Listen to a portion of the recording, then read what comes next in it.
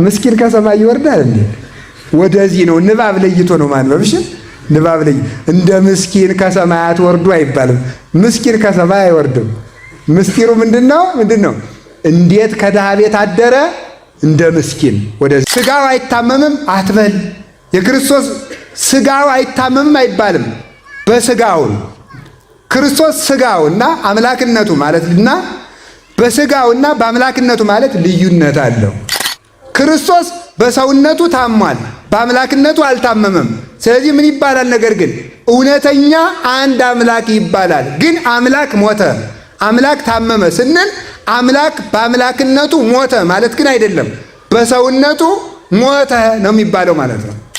አንዳንድ ወንድሞቻችን ከክርስትና እምነት ውጭ ያሉት ምን ይላሉ? ኢየሱስ አልተሰቀለም መስሎ ታይቷቸው ነው ይላሉ። መስሎ ታይቶ ነው። ኢየሱስ አምላክ ነው። አምላክ ደግሞ አይሸነግልም። አምላክ አያስመስልም።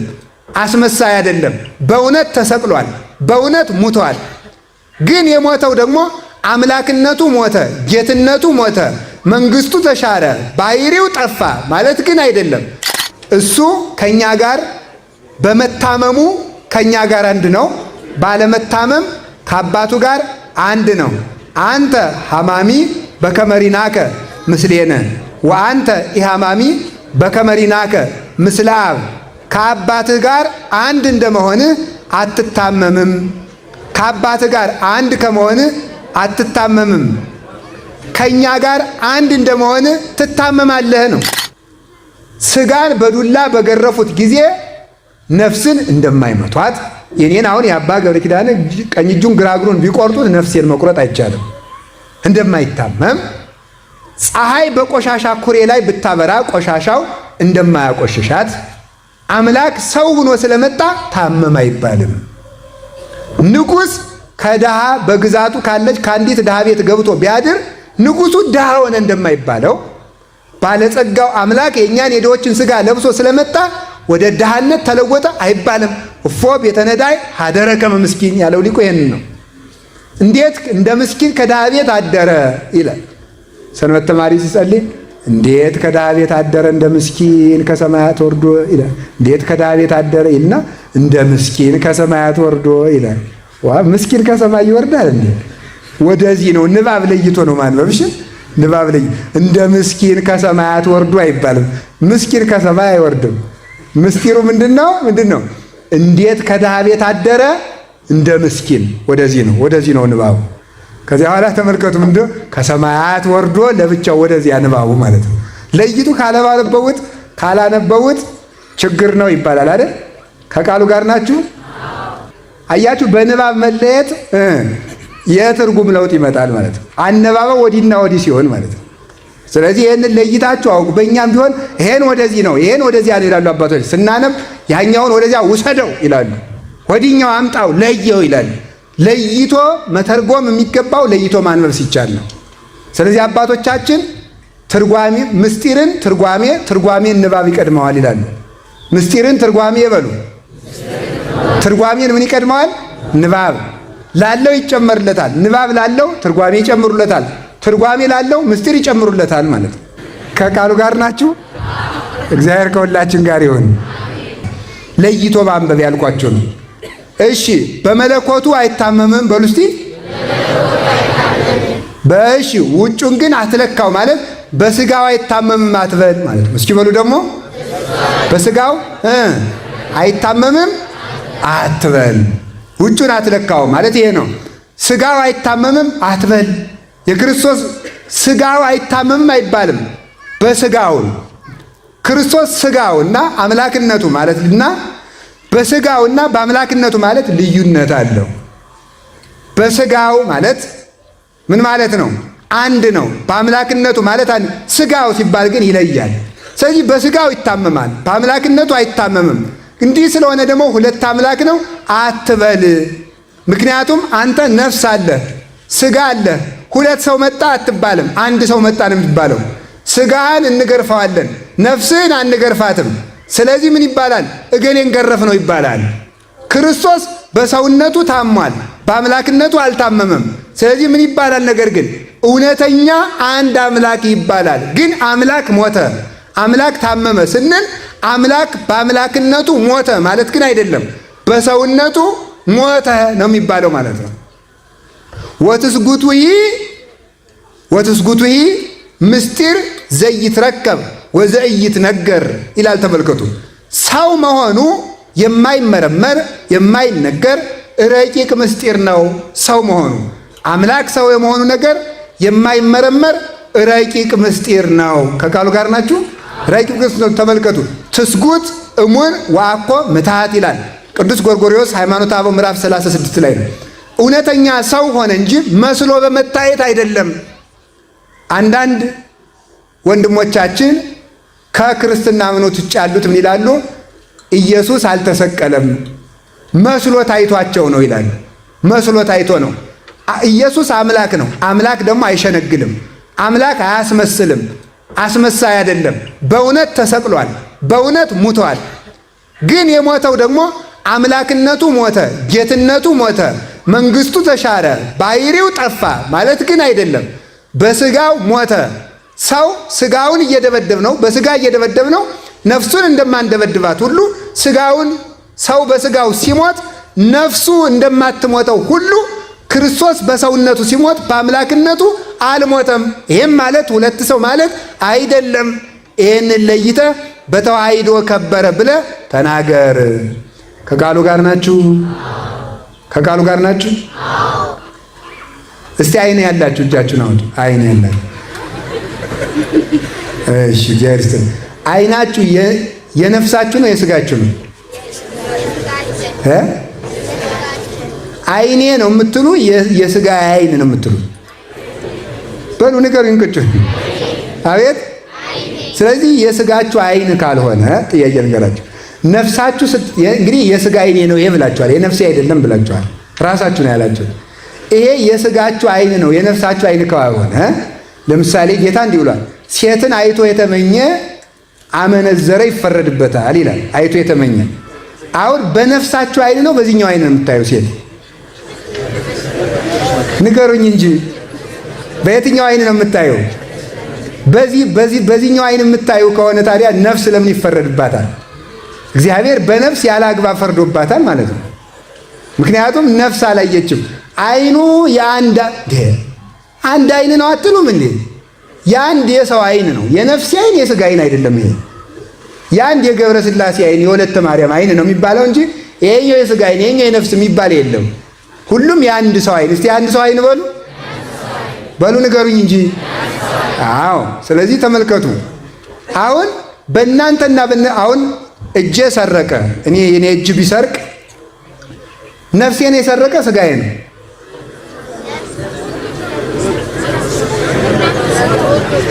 ነፍሴ እንዳትሉ አሁን ዳቦ ቢሆን የሰረቅኩት አድርገውና ነፍሴ እንዳትሉ፣ ነፍሴ ዳቦ አያስፈልጋትም። አትበላም ኋላ መሞተች በኋላ። ታዲያ ማን የሰረቀ? ስጋ ነው አይደል? ስጋ ከሆነ እግዚአብሔር ለምን ሰርቃል ብሎ ይፈርድብኛል? ይህም ደግሞ አንድ ጥያቄ ነው እኮ። አንድ አካል ነው አትሉም እናንተ ሰዎች? አንድ አካል በሉ እንጂ። ምን አላችሁኝ? አንድ አካል ነው ማለት ነው። ለምን መሰላችሁ? አሁን አንድ ጥሩ ወጥ ሰርተን ሽታው ሲሸተን ደስ ይለናል።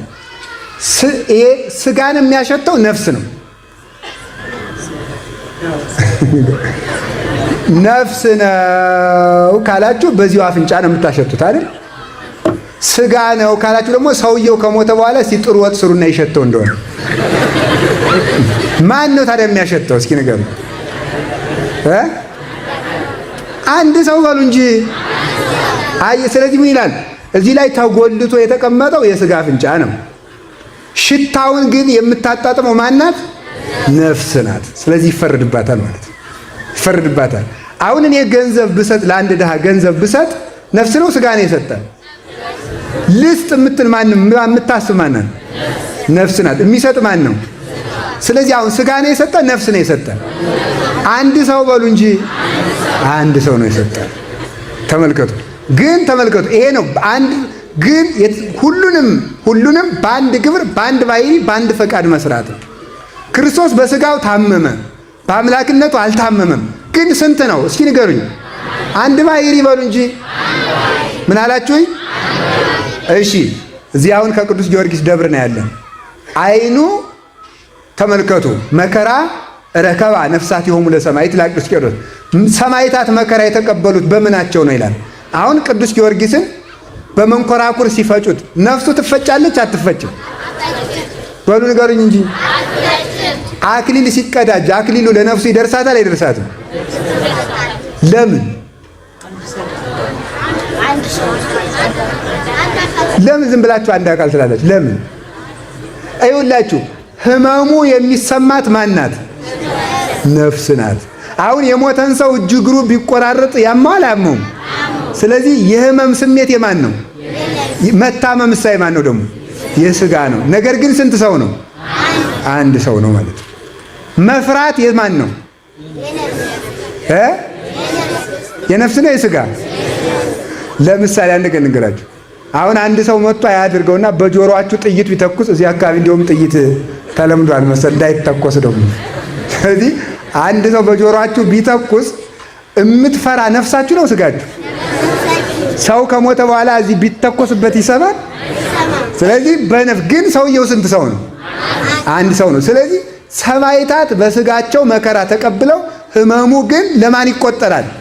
ለነፍስ ይቆጠራል። ክርስቶስም በሥጋው ታሞ ህመሙ ለምን ተቆጠረለት? ለአምላክነቱ ተቆጠረለት። ስለዚህ በሰው ተዋሂዶ ተመስሎ የክርስቶስ ምስጢር ይነገራል። ከቃሉ ጋር ናችሁ?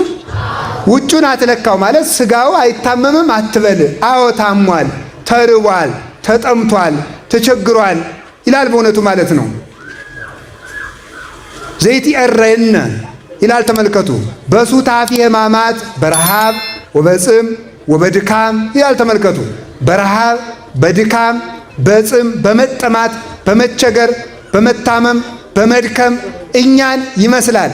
ባለመታመም ሕይወት በመስጠት ብርሃን በመሆን በመፍረድ ኃይል በመስጠት ከአባቱ ጋር አንድ ነው።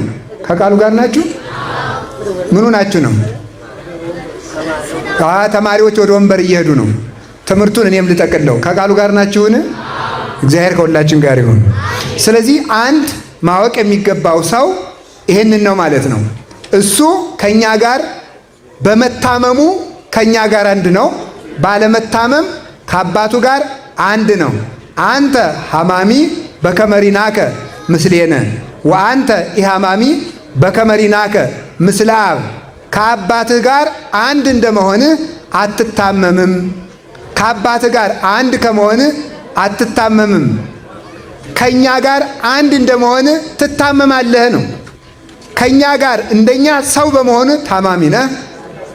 ከአባትህ ጋር አንድ አምላክ በመሆንህ የማትታመም ነህ ይላል። ይሄንን ነው ውጩን አትለካው ያለ። ከቃሉ ጋር ናችሁ? ሌላ ምስጢር መቅደሱን ለካው፣ ውስጡን ለካው። በሰማዕታት የነፍስ መከራ እንደሌለባቸው እወቅ። በሰማዕታት የነፍስ መከራ እንደሌለባቸው እወቅ። መቅደሱን ለካው ማለት በሰማዕታት የነፍስ መከራ እንደሌለባቸው እወቅ። ውጩን ግን አትለካው ማለት በሥጋ ግን መከራ የለባቸውም አትበል። ክርስቶስ ለክርስቲያኖች መከራ አስቀርቶላቸዋል ሲባል እስራትን ያስቀረ፣ ስደትን ያስቀረ፣ መታመምን ያስቀረ፣ መራብን ያስቀረ፣ መሰቃየትን ያስቀረ እንዲመስለን ያደርጋል ሰይጣን። ለክርስቲያን መከራ የለበትም አትበል። ውጩን አትለካው ማለት ሥጋቸው በረፍት ይኑር አትበል። ክርስቲያን ለምን ይሰቃያል? ክርስቲያን ለምን ይታመማል? ክርስቲያን ለምን ይታሰራል? ክርስቲያን ለምን ይገፋል ብለህ በዚህ አታጉረምርም። መቅደሱን ተወው ማለት ሥጋማ ይታመማል። ለምን ክርስቶስን መስሎ መታመም አለበት? ለክርስቲያን መከራ የለበትም የምትል አትሆን። የውስጡን ለካው። አዎ የክርስቲያን ነፍሱ መከራ የለባትም። ውጩን አትለካው። ሥጋው ግን መከራ አይቀርለትም። ክርስቲያን ማለት ክርስቶሳዊ ከሆነ ክርስቶስ ተሰቅሎ በሰራት ቤተ ክርስቲያን እየኖረ ያለ መከራ አክሊል የሚቀበል ክርስቲያን አይኖርም። ስለዚህ መከራ አልባ ክርስትና የሚሰብኩልህን አትቀበል ሲል ውጩን አትለካዋል። አትጹም፣ አትጸልይ፣ አይብረድህ፣ ክርስቶስ ዋጋ ከፍሎልሃል፣ አንተ አትልፋ፣ አትድከም የሚሉን ሰዎች አትቀበል፣ ሥጋ ይረፍ የሚሉትን አትቀበል ማለት ውጩን አትለካው አለ። ከቃሉ ጋር ናችሁ? ውስጡን መቅደሱን ለካው። ሌላ ትርጉም ደግሞ መቅደሱን ለካው ምን ማለት ነው? አሕዛብ ሃይማኖት የሌላቸው ሰዎች መንግሥተ ሰማያት እንደማይገቡ ወቅ ማለት ነው። መንግሥተ ሰማያት አንዳንድ ሰው አለ ብቻ ዋናው የትም ሆነ መልካም ስራ እንጂ በየትኛውም ሃይማኖት ብትኖር ችግር የለም ይላል አንዳንድ ሰው። ቆይ እንገራችሁ አላችሁ። በጣም አሁን አንድ ጥያቄ ልጠይቅ ነው። በእጄ ያስኩትን ነገር ገምቱ። ውስጥ ነው።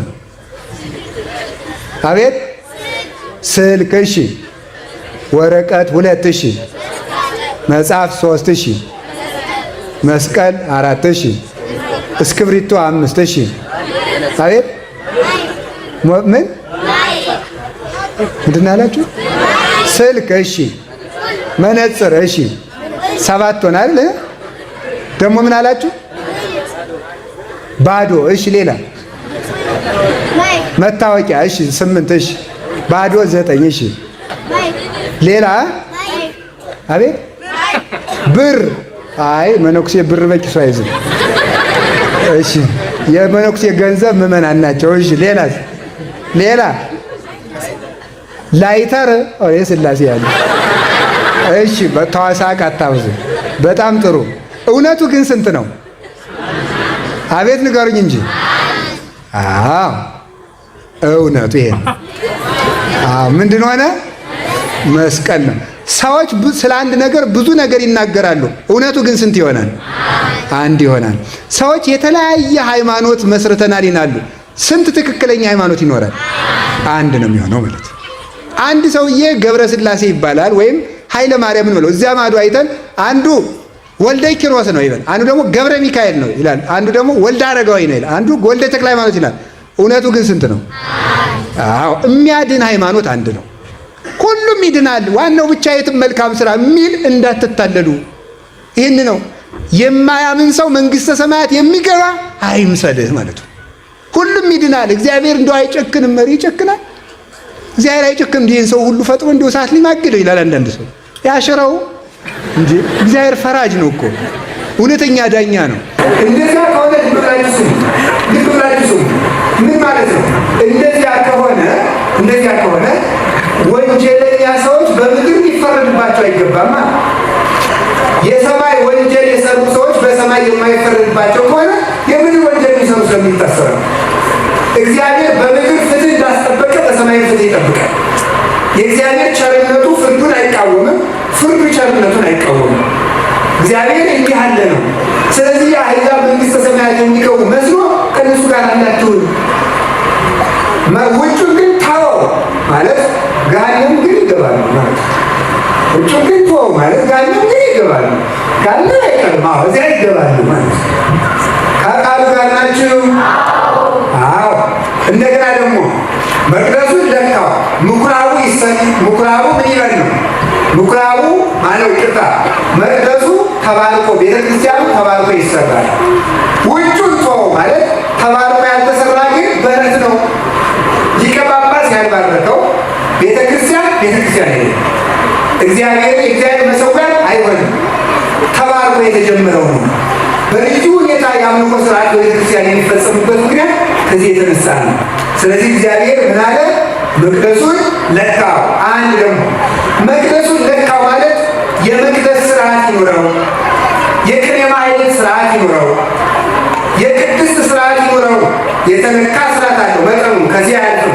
ልኩስ ከዚህ ነው። ለሁሉም ነገር ስርዓት ይኖረው። ቤተክርስቲያን በስርዓት የምትኖራል። በስርዓት ትወልደናለች፣ በስርዓት ታሳድገናለች፣ በስርዓት ትቀብረናለች፣ በስርዓት ታስነሳናለች። በስርዓት ስትወልደን በተክሊል ከተጋቡ ሰዎች ትወልደናለች።